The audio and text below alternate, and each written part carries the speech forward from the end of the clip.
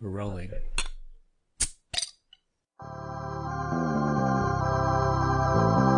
Ladies and gentlemen, put your hands together for Nerdbuzzed!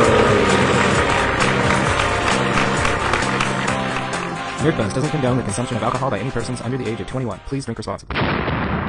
Welcome to Nerdbuzzed, the podcast where we talk about all the nerdy stuff that we care about and drink a cool, frosty brew while we're doing it.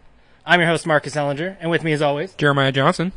And on location for the first episode, I'm just a little bit nervous. We're so stoked to be in the Mead Cave. We have with us Erik Newquist. I say that in the most flattering way, too. I mean it in, like, nerd flattering. That's all right. Yeah, the Mead Cave. I thought, but you're like the Superman fan. I almost thought, should it be like the Mead Fortress? Fortress of Solitude. Yes. Meaditude. Yeah. Just the Mead Fortress. All right. Yeah. So we're here at Aesir Meadery. Aesir. Right? Aesir. Aesir. I did want to ask you exactly how to say it. That's right. It's the AE is the ash symbol, the AE that are linked. So it's A, like, not long vowel A, but A, like, this is some good mead, A. Like, Okay. BH. Yeah. But not Canadian. No. Okay. I did look into it, and it is in reference to, like, a faction of Norse gods. Correct. Right? But not all of them. No. Half. No, half of them. The familiar ones, like Correct. Odin and Loki and Thor, the ones everybody knows, the Marvel ones. Oh. As much of a sad face as that gives me, yes. Yes. So, your place is located in Everett, Yes, sir. between Colby Avenue and Wetmore Avenue. You got to kind of go down the alley. Don't be afraid to do it, people. And then when you get here, you check out the big open door. Sometimes it's open. If not, we give the special knock Yep. if it's business hours. Yep. Secret squirrel knock. Yep, which is actually kind of cool because you feel like you're entering totally the Mead Cave then. Yeah, which you is got the awesome. scary alley where Batman's parents might have died. I mean, it's Right? fantastic. There's a theater down the road. It's great. It's very inviting. I Very really want a sign that says Crime Alley down at the end, but yeah. That would be super Or you cool. could do like the guy that Z-Sport did.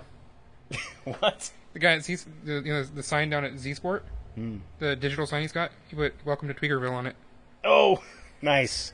Actually, they put up a camera now that points to Smith Street, and they have a live feed going on so you can see what's going on with the homeless people. Wow. nice. There's a whole lot of ups and downs on that Facebook site right now. Because people are like, hey, this is great because it draws attention to what's going on in Everett, and everyone else is like, why are you doing that to those poor people? They already have a hard enough life. Why would you do that to them? And then you get the other Free people that are entertainment. coming back and they're like, yeah, but maybe somebody will do something about it. Well, I sit here in front of my computer and, argue on the internet. Yeah, So, Exactly. yeah. And so don't be afraid to go down the alley and check out the meter. Yeah, It's this the bottom alley's cool. line. This one's good. Yes, this one's great. And you're open Thursdays through Saturday, noon to 6 p.m. Yes, sir. And I really encourage people to check it out. I'm kind of because of Jeremiah. He introduced me to Mead. I think the first time I actually had Mead, you introduced me to it. Okay. And the reason why I initially pursued coming down here to check out your meadery is my dad is also way into Mead. Nice. And so we did the classic go around the block, your destination's on the left, like 50 million times, and then we found you down here. Yeah.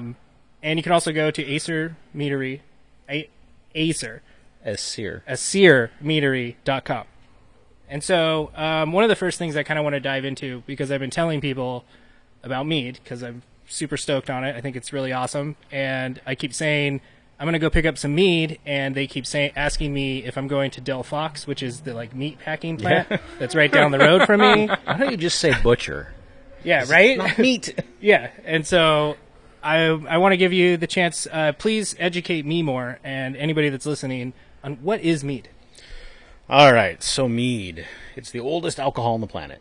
Every culture and civilization started with fermented honey as their initial alcoholic beverage, mostly because it's naturally occurring. Bees take up residence in a rotten tree, it rains, floods the hive, yeast as a fungus just kind of blows around in the wind.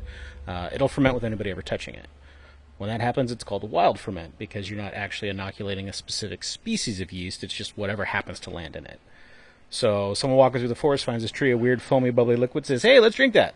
Feels the effects of alcohol and says, let's do that again. Yeah. With the wild ferment, sometimes you get really good flavors and sometimes you get really bad flavors. When you get a bad flavor, you want to start adding stuff to it to change the taste. So grapes, grains, fruits, spices, whatever you can, change the taste, keep the alcohol. Eventually, when agriculture takes over, all of those other things are easier to get than it is to get bees to make honey. So you kind of kick honey to the side, and the elite and ruling classes are the only ones that really get access to it, and everyone else starts drinking beer, wine, ciders, and things. Because they're easier to get, you can control how much you produce, and it's a great way to store things through winter because they don't have refrigeration yet. Mm-hmm. So there's your condensed version. I love the history of mead. Right. I think that's super cool, which I didn't really know about until I first came in here and saw you. And I love I love that it's been around for so long and it's still just like being tinkered with. Yeah. And people are still adding their personal flares to it. It's super cool. The oldest physical record we have of mead making is 9,000-year-old pottery from China that has fermented honey, rice, and hawthorn berries in it. But every culture that you study through history talks about mead in some form or fashion. So the Scandinavians is most people's exposure, either through literature or TV shows or video games or what have you, and it talks about mead, but it doesn't really tell you what it tastes like or what it's supposed to taste like. Yeah. When you're back in high school, they talk about ambrosia, the nectar of the gods. They were talking about mead, but they didn't tell you it was mead because it's alcohol, and they don't talk about that in high school. Actually, But at the time, they believed that bees Your are teacher the... did? Yours did? Not That's all of us awesome. have as cool of a teachers. Right. you had him too. Oh, Pretty sure. I can't remember his name now. nice. Throw him under the bus. Do it. Uh, Yeah. Our favorite teacher. We'll just call him our Yeah, favorite we'll call him our teacher. favorite It's like, let me He's Google to now- make sure he's still yeah, there yeah. or not. I did. Like I said, for my senior paper project test thing, I made hard cider. Oh, cool. Of course, I couldn't bring it in, so I had to write up about what I did Yeah. and the effects of everything that tasted like. But yeah, I did hard cider. And give it to people to then give you for taste samples. Yes. Yeah. My mother was telling me what it tasted like. Of course. yeah, of course. So clearly, our favorite teacher. Yes. That's his Nice. name. That's awesome. So I also wanted to ask you, how long have you been making mead? Since 98 when I was in college. Okay. Just kind of as a hobby. My degrees are microbiology and chemistry. My roommate in college was a chemical engineer, and we just had one big booze one night. Found an old family recipe for mead. Went to the apiary on campus. We're like, hey, we found this recipe to make alcohol from honey. And the beekeeper's like, hey, follow me, boys, and walked us out to the hives. He didn't get any gear, get a smoke or anything. He just started pulling frames out and gently brushing the bees off with his hands and knocking the frames into buckets and says, have fun, let me know how it turns out. Oh, wow. It turned out pretty good. So when you first dabbled into it, it was kind of this, like this eye-opener for you, too. Very much so. Yeah. And because I started doing a lot of research on it because I'm like, well, mead, that's interesting, so let's see what that is, because I was familiar with wine, I was familiar with beer and sakes and all kinds of other stuff, but mead was kind of this nebulous thing because there's not a lot of information on it. There's not a lot of what is it supposed to taste like. Yeah. And the reason being is it's the precursor for everything else. So it can taste like beer, it can taste like wine, it can taste like sake or a distilled spirit. It can be sweet, sour, savory, bitter, or it can be harsh, it can be anything. So there isn't really a description of it other than the fact that it's made from honey and stuff. Yeah. So it can be anything. Honey, et cetera, Right. right? Yeah. Right. Which that was something that I was also surprised at when I came here for the first time, because you're super cool about giving people different samples of the different kinds that you have, and it was really cool to taste the dramatic differences between them, and not all of them are super sweet. Nope. Which I was really stoked with because especially lately. How many times have I mentioned lately? Yeah. My magical power is I can reach into the beer shelf and pull out the strongest, most potent beer that's on there without even looking. Yep. And I used to tap into that power all the time, and I'm starting to get burnt out on the super sweet, Right. high alcohol beers. And when we were talking about mead and trying it for the first time, I thought, I don't know if I'm going to like that. It might be super sweet. But The first one that I introduced you to was a drier one. yeah. Yeah, I can't remember which one was it. It was the I think it was the Snohomish one. Sky River? Sky River. Yep. Yeah. They're over in Woodinville now. Are they? Yeah. Okay. Yep. And it was good. But I have to say, so far, my favorite mead. Aesir Mead. I'm going to get it by the end, people. A couple of drinks should be fine. Yeah, Awesome. yeah, right? Speaking of the drinks, should we try some mead? Certainly. I think we should.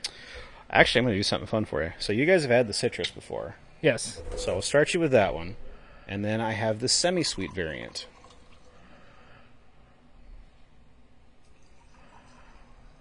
We'll double down on the broness, right?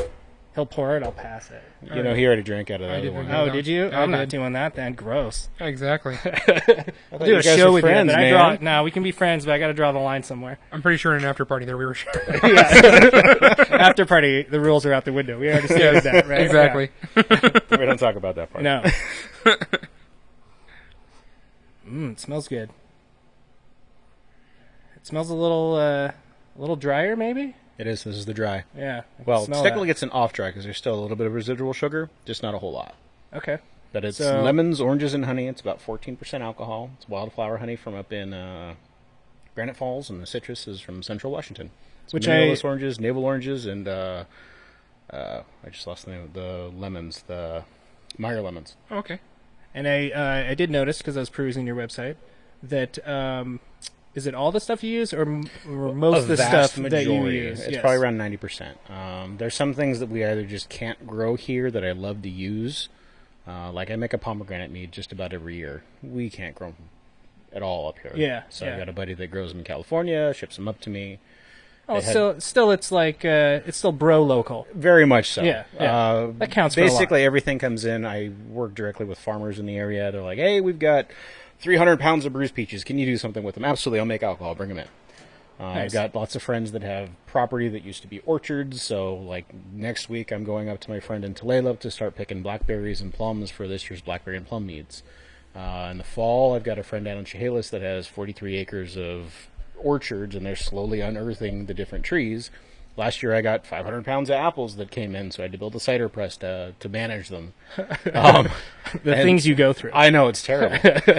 But, yeah, so it's just people that I know. Mead opens lots of doors. Yeah, for sure. So like if any the of door your, would open if here. any of your doors in Southern California open up to pinas from agave, let me know. Have I not let you try the agave mead? No. I got you. We'll do that one in a minute. All right. All right. So before we get too far, we got to do the cheers at least once. All right. Because we do it every episode. Try to put it right there. No pressure on you. Everybody messes it up. We won't be offended. I'll keep messing up the name of your meadery. I apologize. We'll get even. So, we'll start it off. To all the nerds, Through all the fuzz, bottoms up. Let's get nerd buzzed. Clankety clank, because we're gentlemen. Thank you. Skull.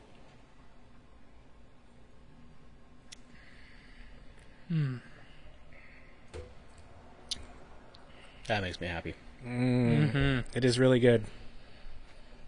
It has have a very subtle, nice warming quality to it that I really like. Yeah, you don't get a lot of the burn on the tongue. It's right here. You're like, oh, wait, there might be something in there. Yeah, Yes. yeah, but very pleasant though. I like it, and it's not again, it's not overly sweet. This is the sweeter variant. All right.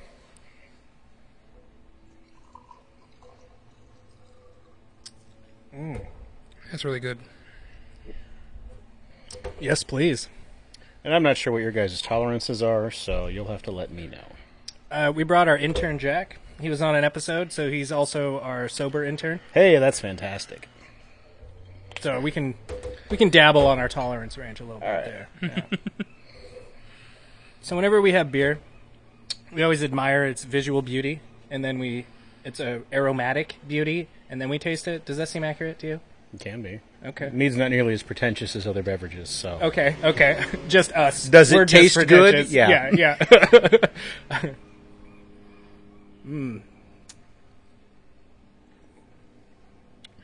Ooh, That is definitely sweeter. that's way sweeter after having the other one first. Right? But it's the same thing, just a little bit more honey. Really? So when you're pound for pound, how much honey does it take to make a batch? Depending on what I'm making and what I want the final alcohol to be, it's usually between 3 and 5 pounds of honey per gallon. Okay. I get honey in 60-pound buckets or 700-pound barrels. It just kind of depends on what I'm using and what I'm making. Yeah. Okay. So, I did want to ask you about, which I know this weekend, I don't know that this is going to air before it's all gone. I'm sure it won't. Probably not. But you do have a pretty high demand for some dandelion weed that's mead. Sorry. I was thinking dandelion's a weed, which it is. Yeah. But dandelion mead. Yep. There goes my tolerance level, right? We found All right. it. But Lush. you were telling me about the people that you expected to bring you a couple handfuls Oh, man. of dandelions, Yeah. and that's not what happened. No. So my entire front yard is yellow from dandelions. My neighbors hate it. It's fantastic. They don't talk to me. It's great. So every year I make a dandelion mead because dandelions have been used medicinally for thousands of years. The petals have been used in mead and winemaking. The plant, like the green, has been used in salads or just as like roughage because it's got really high in like B vitamins and A vitamins and stuff. And the roots are usually dried, roasted, ground up, and turned into teas or coffee substitutes. I've had the dandelion teas before like that.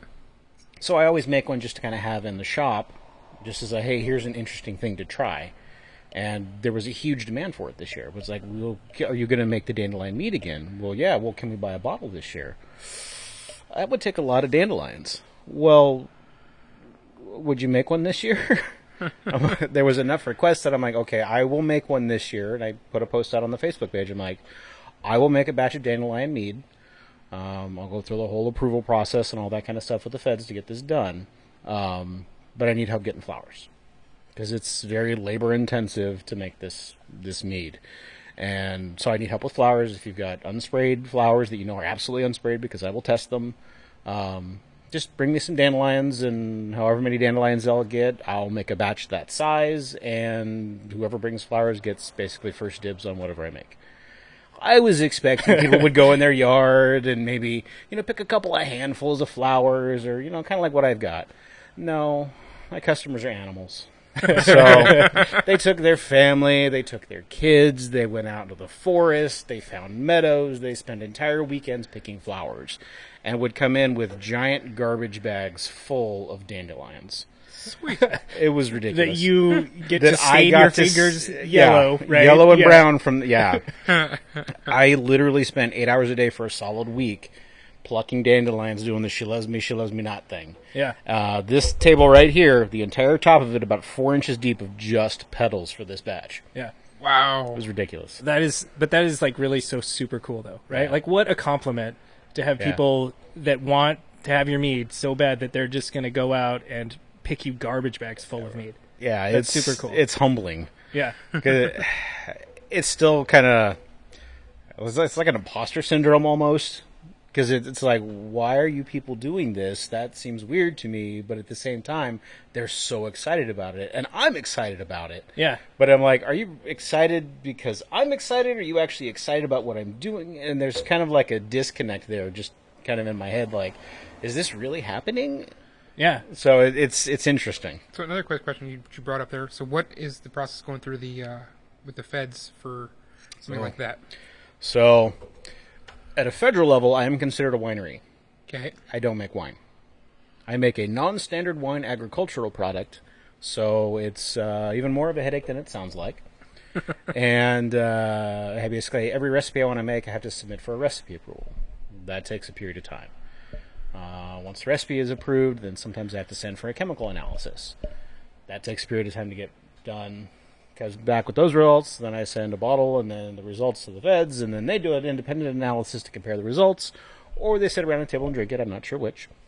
That comes back, and then I get to submit for a label approval. Another period of time passes. So it's the longest I think I've waited for a recipe for the entire process is about 9 months.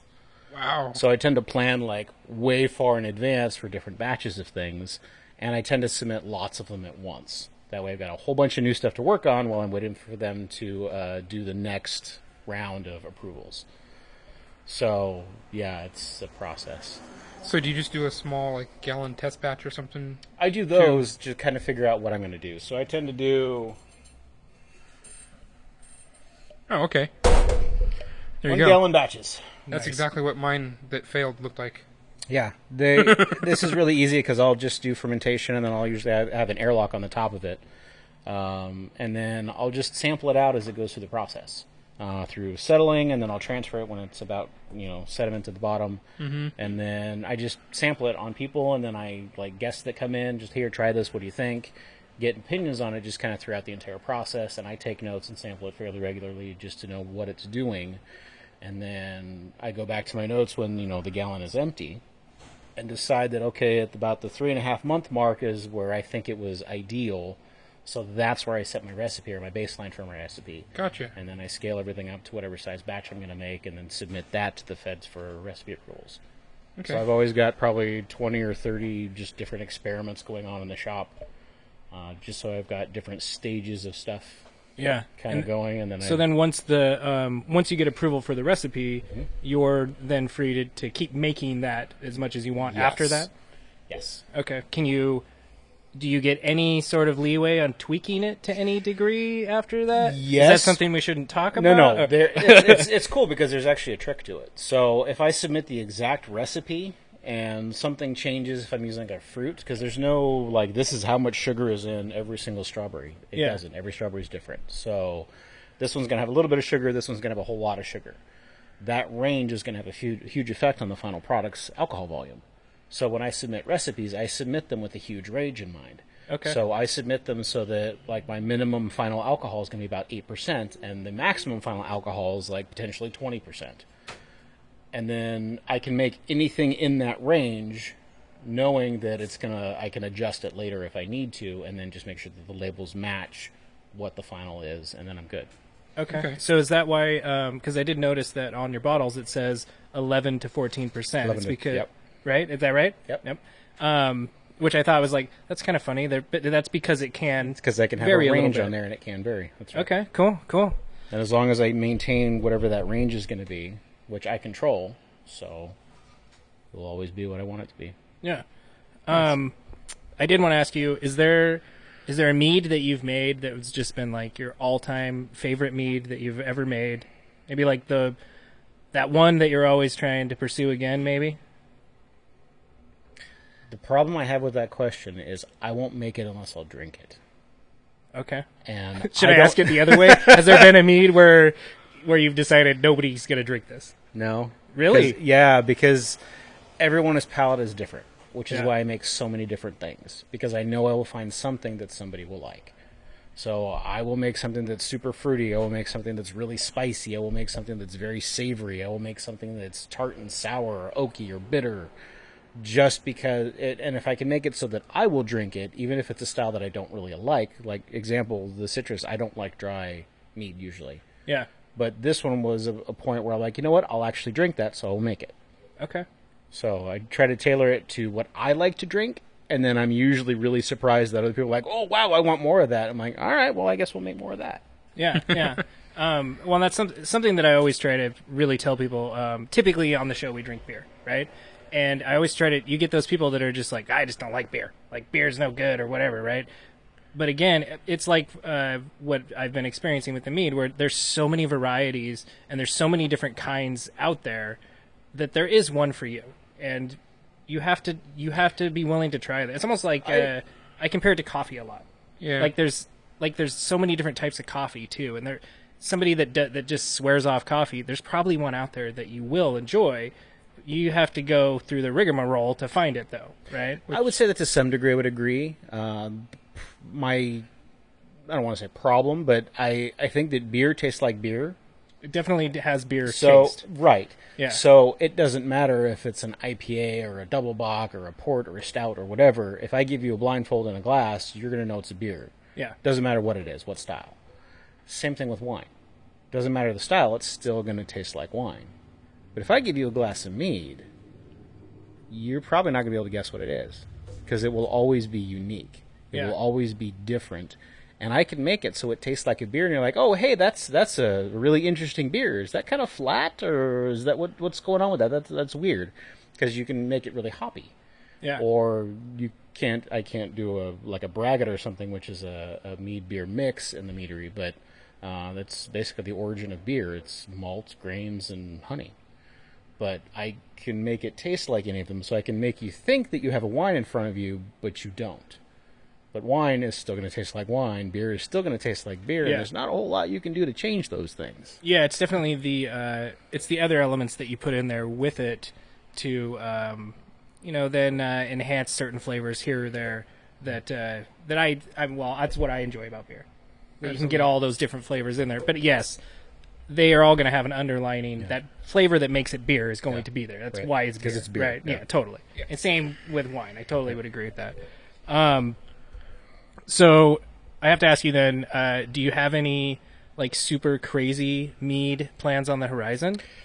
Something that you're just like I've got to try this, maybe even someday in the future? I do. I have a tart pie cherry that I'm working on that I'm trying to get a Carolina Reaper pepper in. The reason I'm going for the Reaper is I don't want the flavor of the peppers, I just want the heat. So you'll get like the tart pie cherry flavor, you'll get the sweet from the honey, and you'll just have this heat that slaps you around a little bit. And then the sweetness from the honey will pull the heat back. So you'll get this, oh my god, my mouth's on fire, but that's pretty good. I should probably try that again, and then it'll kind of mess with you. Do you think, would you go for a little bit drier on that one, maybe? I think the so that you sweets could can do be better. Yeah. Oh. I was That wondering way, if you'd that way you get get the the mouth flavors. and then the chest. Yeah, I think I'd rather have the sweetness because it's going to make it so that the burn doesn't increase as you sip. Yeah. Because if I give you a glass of this, after a couple of sips, your mouth is going to be on fire. Yeah. If it's a little bit sweeter, the honey will pull that heat away a little bit so you can keep drinking it. And then when you stop drinking it, then it'll just be on fire. But you'll want to keep drinking it so that your mouth doesn't get to that point. Yeah. So. I like it. See, and that's good planning ahead, too. I like it, right? Good business tactics. Right? Mm-hmm. I like it. Yeah. Been doing it for a minute. Not your first rodeo. Yeah. There was something I did want to mention because I'd never even thought to do this, and it wasn't until I got the licorice mead from you, which I absolutely love, and I can't even break it out for people because they love it so much that then I have none left. And so I have to kind of, if you get some at my house, you're on the list then. Is that the good list or the naughty list? The good list? list, yeah. Because sometimes they kind of overlap. Oh, I got beers in my beer fridge for the other list. Don't worry about it. Nice. All right. Speaking of. Yes, please. But I was really kind of blown away at the difference when you have it even cold versus room temperature versus warm. Yeah, mead is super interesting because you're not limited to temperatures or anything like that. When you change the temperature with a beer, if it gets too warm, it's not very good. It goes flat, you lose a lot of the flavors and any of the aromatic components that are in it. With wine, you just kind of get sour grapes and raisins if it gets warm. With mead, the flavor changes, the texture changes, the way it pairs with food changes. It is significantly different. So with this one, the licorice root, Yes. big fan. get I'm like a huge fan of this one. a nice molasses flavor when it's cold, and then when it's warm, you lose the molasses flavor, but you gain kind of like a caramely, mapley, vanilla flavor in its place. Yeah. Mm-hmm. So depending on which of those flavors you prefer would kind of indicate which temperature you would serve it for your personal preference. Yeah. Which is something I love about mead, because beer, it's like, this is how you drink beer. Wine, this is how you drink wine. If you don't drink it this way, you're wrong. So with mead, you have options. And would you say that option applies to all meads? Yes. So they all do that to varying degrees. So the citrus, when it's cold, you get more of like the orange flavors that come out. When it's warm, you get more of the lemon flavors that come out. Some people really like lemon. Some people really don't like lemon. So they would never have it warm. Yeah. But it changes it enough that it's different enough that you could do that and it wouldn't be a terrible drink. Yeah, I really think out of all of, I'm a sucker for something that has that nice little bit of licorice flavor to it, and I have to give you huge props for this one because you've done such a good job with it. I thoroughly enjoy it cold, and I really enjoy it warm. It's awesome that I can buy one bottle of mead from you and take it home, and it's almost like I got two. Yep. It's really, really cool, and that never even had occurred to me until I came down here, and you were nice enough to actually heat up water for us and warned everybody, make sure you remove your mead cup from the hot water cup before you try to drink it. But It's a drunk test they do at the shop. Yeah, so. right. Yeah. But it was super good. Awesome. Totally worth it. Definitely check it out. It's on my recommend list for sure. Thank you. So I did want to ask you if somebody is to buy mead from you, what is the best way to store your mead? Depends on your plan. How long are you going to store it? Boy, I don't know. Are you looking for like a long period of time to cellar it, or are you looking for just hang on to it for a special event or an occasion? Or Yeah, let's say, because again, we want people to come and buy more mead from you. I'll make more. So so don't hold on to it for too long. But let's say I'm going to buy some mead from you, and I'm going to spend the next month or so kind of nursing that bottle. If you've opened it, you can cork it, stick it in the fridge, and you'll get a couple of months out of it. And in most cases, it'll probably be better at the end of those couple of months than when you first opened it. Really? 'Cause mead doesn't oxidize like wine does. So when mead oxidizes, the only real exception tends to be like dark fruits, like berries or dark red fruits, that kind of thing. And it's not so much that it goes bad like it does with the grape, where you get like the sherry or the raisiny flavors that come out. But with mead, you lose like the distinctiveness of the fruit. So a blackberry mead, for example, you would lose the, oh, hey, that's blackberry. And it would be, wow, that's a very fruity mead. And it's not bad. It's very fruity, but it's like a non-specific fruity. And then you still have the honey flavors that come out, because the honey doesn't really oxidize in that way. If it's like a pomegranate, you'd still have like the tart sour from the pomegranate and then the sweet from the honey, but it wouldn't be, hey, that's pomegranate. So it's different in the way that it reacts to oxidation. Okay. So would you say there's a limit on to how long you should keep your mead? Probably. Probably. I should, as a Your business mead owner, doesn't stick around long enough? That's the right answer. Yeah. It shouldn't stick around long enough. I will say I have an experiment at home that every batch I basically take a bottle, pour a glass out, drink it, and then cork it, stick it in the fridge, and about once a month I go in, I take a shot glass, take notes, and see what it's doing. I have bottles from the very first batch that are better now than they were when I first put them in the fridge, and that's like 3 years ago. Wow, that's super cool. So that's like so nerdy with your own stuff. I love it. I have so much respect. I'm so a much scientist. respect. That's what I do. I love it. That's awesome. Yeah. I did also want to ask you if people are watching, and let's say, let's see, what would that be? Like next month, if somebody wants to come in and get some mead from you, can you say what you will have available for them to get? Oh, next month I will have a barrel-aged sour plum coming out. I will have my sarsaparilla root, which is the one I just won a gold medal at the Mazer Cup for. Congratulations. Thank you. Pretty stoked about that, actually. Yeah, that was super cool. I will have 2 single-origin coffee meads coming out. Those are probably about a month and a half, though. And then November, the Haitian spiced will be coming out, although I'm not going to be calling it a Haitian spiced anymore. It'll be something different. Still working on that. And then probably in about 2 to 3 months, I'll have this year's plum and blackberry started. I'm waiting for peaches to come in. Whenever they come in, that'll be the first session that I do. So that should be pretty fun, because we got the laws changed so we can actually do growler fills out of the shop now. Oh, nice. So, yeah, I'm pretty stoked about it. Yeah, no, I'm also stoked about it. I won't have to nurse it for a month. Right? Quite the same, right? Yeah. I super want to thank you for having us in the Mead Cave. Thank you guys for coming down. This is awesome. It's been super cool. It's our first on location, which I cannot think of a better place to do that. Thank you so much. Okay. And I also want to just thank you for being passionate about what you do. And I have to say, you really need to come down here. Come down to... Here we go again. Oh. Aesir. So close. Aesir Meadery. And it's on the banner there. Check it out. Go check out the website. Come down. Try the mead. Because you can totally tell that you love what you do, because you can taste it in the mead. You really can. Well, the first hit's always free, so... Yeah, it's true. And it's... Even with beer...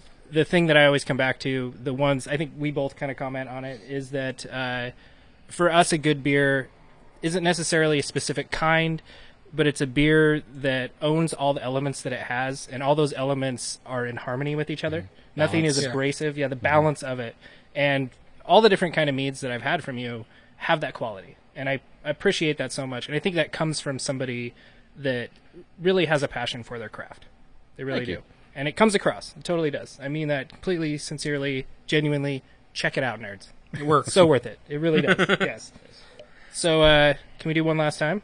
You guys need a little more mead. You chug that. Let me grab the All right.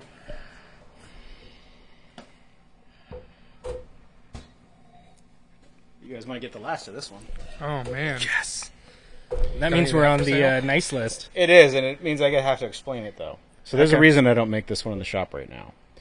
So, it's made from blue agave cactus. It's not made from the syrup, because most of that ends up being corn syrup when we get it up here.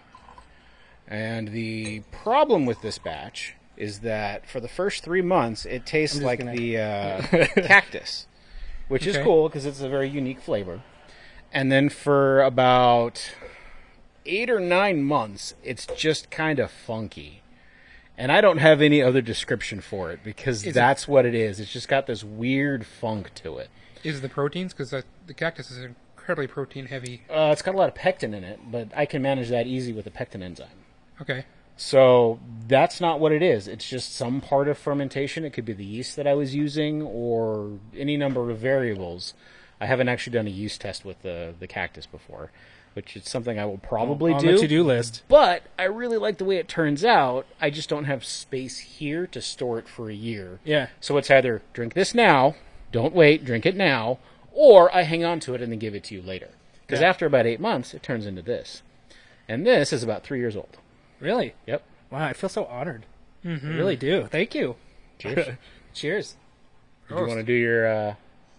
Should we do it? Should we end Is the that show you? on another cheers? Let's Sure. do it. To all the nerds. Through all the Through fuzz. all the fuzz. Bottoms up. Let's get nerd buzzed. Everybody get in here for some cheers now. Blink. Nice.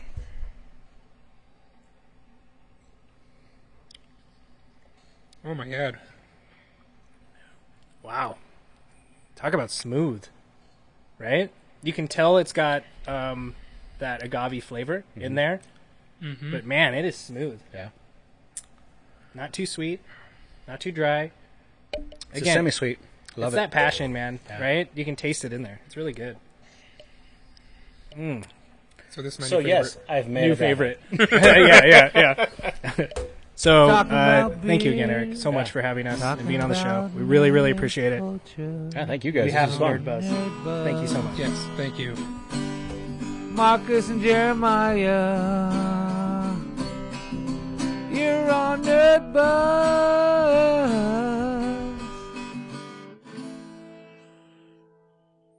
Let's get Nerdbuzzed.